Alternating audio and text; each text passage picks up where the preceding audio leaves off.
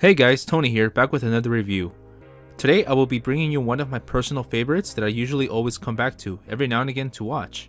It brings a different atmosphere and vibe to Family Guy that I typically never see in other episodes. I am speaking to you about none other than the episode Season 9's opener, And Then There Were Fewer. Let's take a look back to see if this episode still holds up today, and if you like the content like this, please make sure to like and subscribe for more. Now let's get on to it. We are first introduced to the family when they receive a letter in the mail. They open it and read it to find out that it is a party invitation at a manor in their honor. The family set out for their journey and a montage begins, showing this beautiful scenery from all kinds of landscapes. I really love it when Family Guy has its cinematic moments like these.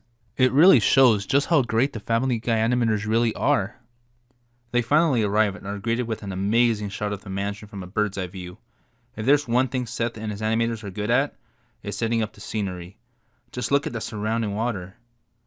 When the Griffins arrive, they notice that a lot of their friends are also invited as the guests of honor. Everybody else then begins to arrive one by one. It's hilarious how Adam West just parachutes from the sky like it's nobody's business, then Herbert shows up in an ice cream truck, that creeper, and finally Seamus rows there all the way from the ocean. As they enter the manor, they are surprised at how large the building is. They are then greeted by the housemaid who, of course, is Consuela, and that she doesn't understand greetings very well, as shown on this clip. She doesn't know what Mr. means. Mr. Mort, Mr. Muriel, Mayor West, Mr. Oh my god, seriously. Man, she's so awkwardly funny, I love her cluelessness. She then guides the guests to their rooms to prepare for dinner. As night comes, all the guests finally meet in the dining area, and this is where the plot finally begins to pick up. Everybody is chattering and having a great time, while Brian continues to be skeptical the entire time he is there. It is then revealed that the one who invited everyone and orchestrated everything was none other than celebrity James Woods. We then get a story about him being closer to God and wanting to make amends, in which Tom and Diane are immediately skeptical for reasons that will make sense later on. Lois responds by giving him the benefit of the doubt, and the plot thickens with this next scene. You know, it's like when I did Glenn's star chart.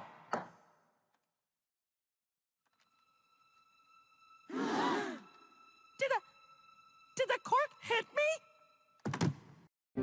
Mission failed. We'll get them next time. Yes, Quagmire's stunning date is now dead. Not that Quagmire would care, it seems. Everyone then panics and runs to the front door. As they begin to drive away, a lightning bolt suddenly snaps a giant tree, which somehow ends up destroying the stone bridge, causing Peter to hit the brakes. As they find there is no way off the island, they go back into the mansion only to find James Woods returning to the scene of the crime. Everybody immediately disregards his pleas of innocence and tries to capture him when the lights suddenly go black. When they return, we see that James Woods has been murdered, so he couldn't have possibly been the murderer. This episode has suddenly taken a different turn. It is not your typical murder mystery, but that doesn't make the plot any less enjoyable. They find a gun, decide to spread out and look for clues, and then Peter does some dumb shit and knocks Joe out. Peter then leads the expedition into a secret room of James Woods, which they find his journal where he wrote everyone he has wronged. They soon find out that Muriel has been smuggling drugs for him and she is now the prime suspect. The lights go off again, Muriel disappears, and everyone starts running like animals, finally deciding to pair up in pairs of two to search for her. Brian and Stewie then find Muriel has been killed. And poor Mort, he was devastated. Just look at all that sorrow he was expressing. Oh my God, Muriel, my sweet Muriel. She was so young. She was so beautiful. She was so generous. We were married. What a strong bond these two must have shared. Derek then runs to the top balcony to try to get a signal on his phone. He is then confronted by the killer and is hit in the head with a blunt object, knocking him off the balcony and killing him. Consuela notices that the Golden Globe Award is missing, which is identified as the murder weapon, so they all huddle up in a circle to search everybody's rooms without having anybody leave. They arrive at Tom Tucker's room and search for clues. They find blood coming from the vent and search it to find Priscilla dead with her throat cut. After a funny but long chase scene, they finally catch him and it's over.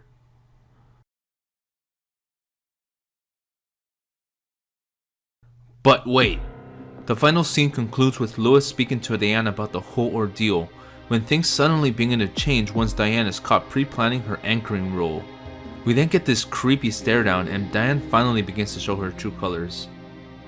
She finally ends up taking out a gun on Lois, proving that she was indeed the killer all along. She kidnaps Lois and takes her to the back of the island where she prepares to kill her when suddenly she is shot through the chest by an unknown assailant. The 1 hour special concludes with a bird's eye pan of the mansion, with a total of 6 deaths, 3 being part of the main supporting cast. Although this episode wasn't perfect, when it first premiered it received a lot of praise from both fans and critics for its beautiful scenery and music, and was even nominated for several awards. This one is definitely a winner in my book, and I'll usually come back to it since it's worth a revisit. Thanks for watching.